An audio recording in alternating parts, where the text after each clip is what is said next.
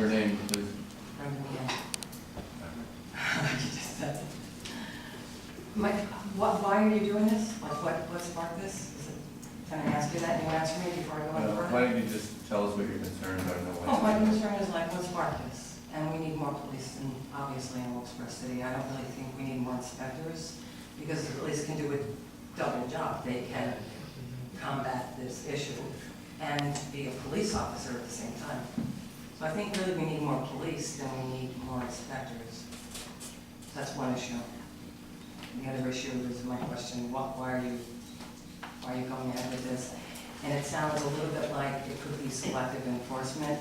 What is there to stop a neighbor that, let's say, doesn't like you from calling and making something up? Like, there just doesn't seem to be any guidelines, and, you know, can you get a copy of, can we have a copy of this the guidelines that you're using? I didn't know where to find it.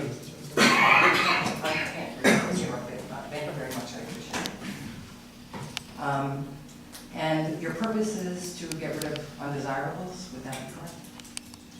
Well, if you're finished, we'll try and answer all those questions. You have about 6 or 7 different questions there that anybody. Well, that's why I need Okay, some that's sort fine. of input, you know, Okay. a little bit coming back. It might be better coming from the administration side, since the ordinance, anybody wants to specifically address that. If not, I'll do it my best. Let me just address the purpose behind it. The purpose is not to get rid of undesirables. The purpose is to make sure that people live in safe neighborhoods.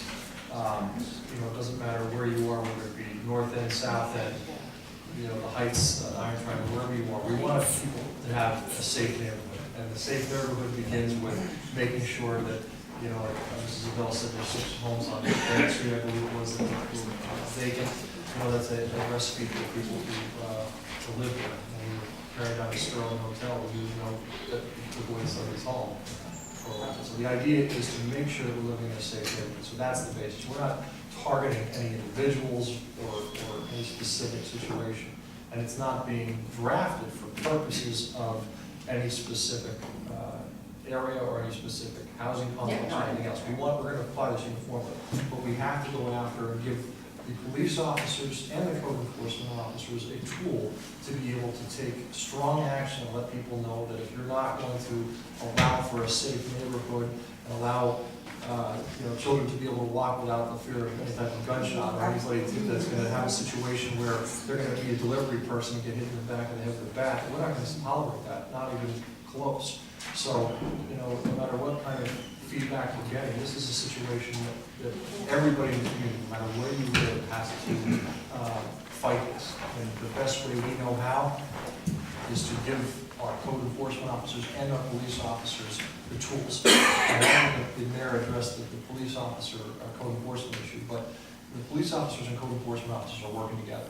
When they go in there, they're going to do their job, then they're going to have the code enforcement officers come in and do their job. And this is the tool that's going to allow them to do it, to be working in conjunction.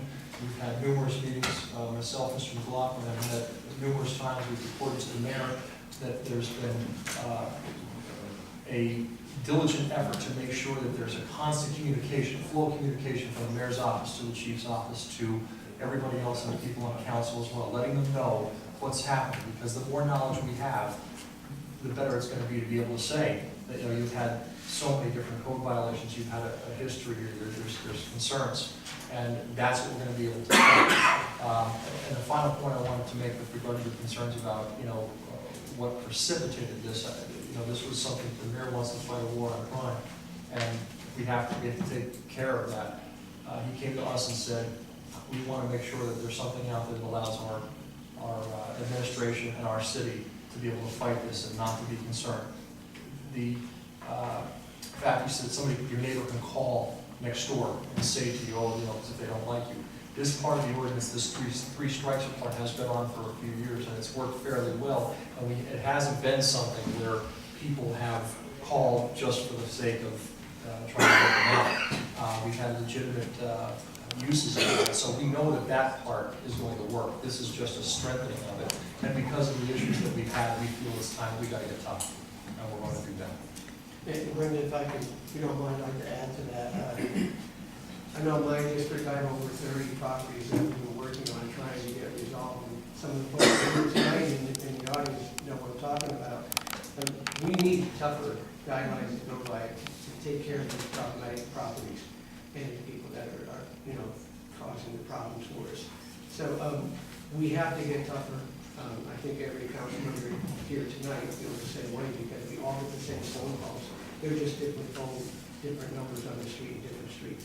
We have a problem in this city. We have to address it. So it's one way of getting, I don't want to say more aggressive, but getting to the areas that need the concentration, okay? And as I said, I know today, which is South Wilkes Barre, we had a heavy concentration. I'm getting phone calls every single week about different properties, about, Councilman Brown, here's another property, you'd like to take a look at it, and they are problems. So we need some strength here to help us in this situation. So I hope that gives you a little more of an idea as a council member, what we hear every single day about it. But, correct, folks?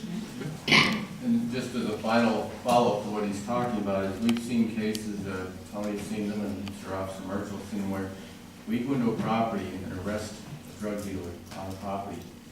Person goes to an arraignment, spends a day in jail, and is right back in the neighborhood. Right, literally right back in the neighborhood within days.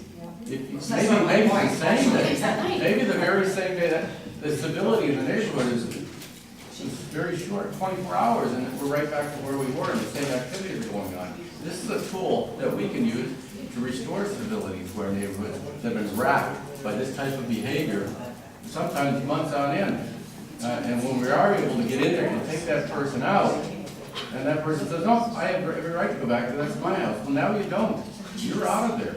And you're out there for as long as it takes for that landlord, that property, I don't like that word landlord, that property owner, to take care of that situation or stay closed for 6 months. Take your pick. Address it, because it's going to happen. Well, these neighborhoods need to be restored back to what they were. So it's a tool that will do just that. And for that reason alone, just that reason alone, I'm in full support of moving forward with this. But we do appreciate your comments and your concerns. But you're not afraid that this could become a situation of selective enforcement? We're going to monitor it very closely. I can't see that happening. I really can't.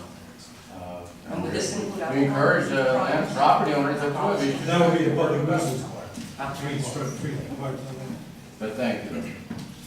All right, and That's yours. great job with the plans, seriously. On my book, anyway. Oh, they are. Yeah, very, very. All right, thank you.